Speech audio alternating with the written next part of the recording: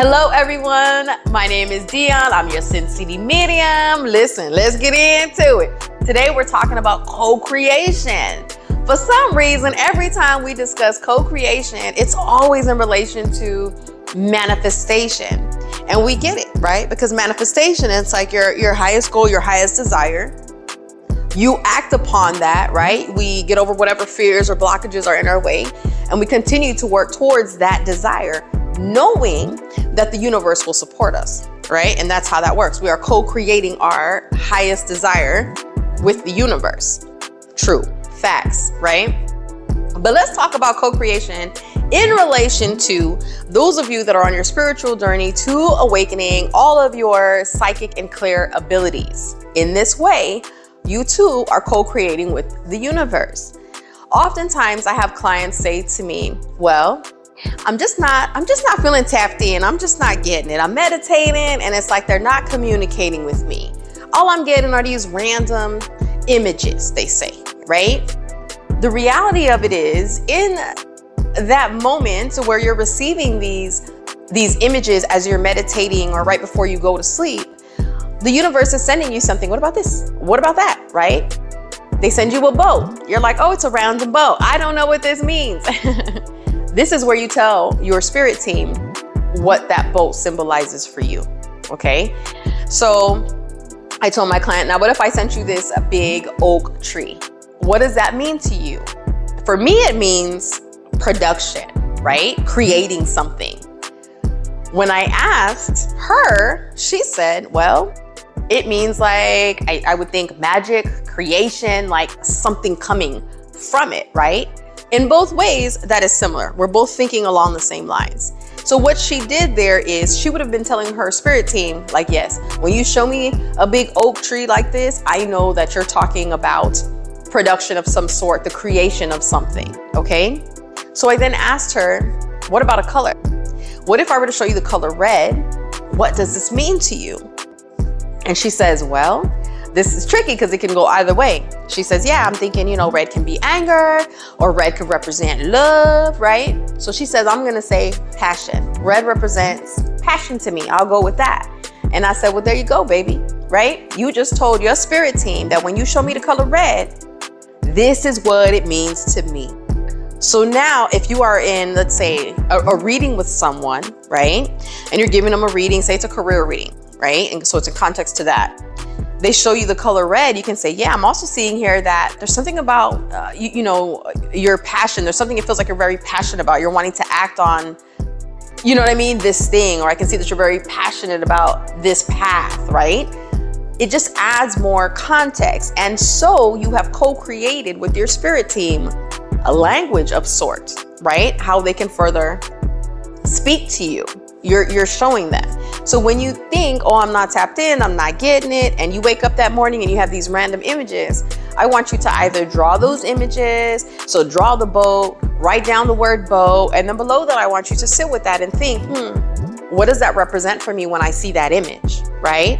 And in turn, your spirit team gets it. That is how you have co-created communication, language, how it works for you. So a lot of times people go and they seek a spiritual coach in the same manner, right? But the reality of it is, I cannot tell you what it should mean to you. This is something that you develop on your own with your team, okay? So while there is a sort of structure that we like to go through with clients, the reality of it is, you have to leave it open to interpretation of that client and their spirit team. It's what feels good to you, what feels authentic to you. If not, now you're going based on memory of what your spiritualist, your coach, said it should be. I hope that makes sense, and I hope I'm stating it eloquently. If not, listen, leave your questions below. I got you, right? But I'll take it a step further. That might be her thing, clairvoyance, right? So that may be her most dominant clair because she is now receptive and understanding what's happening as she co-creates with her team. So what about the person then will say that is claircognizant? That person may lay there in meditation and wake up and say, oh my goodness, ding, ding, ding, ding. Like I had all these great ideas and I'm gonna act on them. They just told me what I need to do. Problem solved, right? They got it. And it's like this light bulb goes off every morning because they have all these ideas.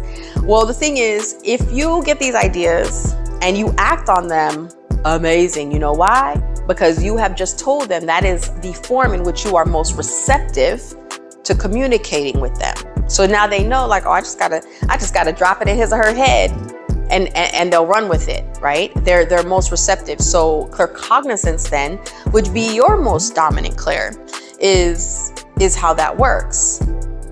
And in turn, through claircognizance, where they can just ping, drop it to you, that is how telepathic communication works. It's along the same lines. So it would be in your best interest to then play telepathic games, right? And exercise that clair.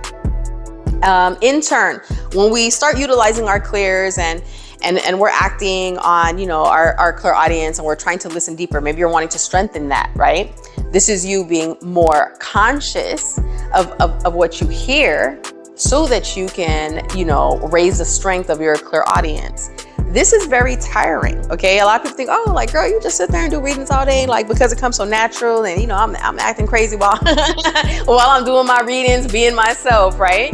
But the reality of it is, sometimes I feel like I just went to the gym. Sometimes when I'm done reading, I'm yawning. You know why? Because they are literal muscles. Work them out, baby. If you're wanting to expand upon them, it's the only way, right?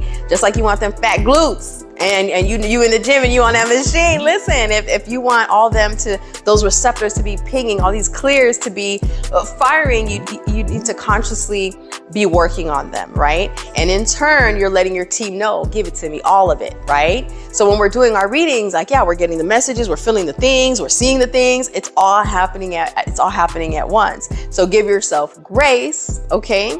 But I definitely just want to get on here and talk about co-creation, because it's more than that. We are co-creating 24/7 with the universe and with our team. It's not just in relation to manifestation. You're literally developing language with your team, okay? I hope this was helpful to you. And I also want to remind you, listen, if you enjoy these videos, come join us on Discord. It is lit in there. We're doing collective guidance. We're doing intuitive practice daily. We answer yes or no's, and we have weekly giveaways. Listen, what tops that, right? But most of all, it's community. It's a community of your Sin City tribe. And it's a way for us to talk about all of the things. I honestly get ideas for my YouTube. I realize, oh my goodness, this is what we're talking about. Like, we need to do a video on it, so everyone has the information. But Discord is definitely a fun place to be. I look forward to seeing you in there and welcoming you to the family. Let me know if there's any other topics you guys want me to discuss. We do plan to dive a little deeper into all of the clairs. But for now, I just wanted to make sure you know, like, you're co-creating, babe. Create, have fun with it, right? See you, my loves.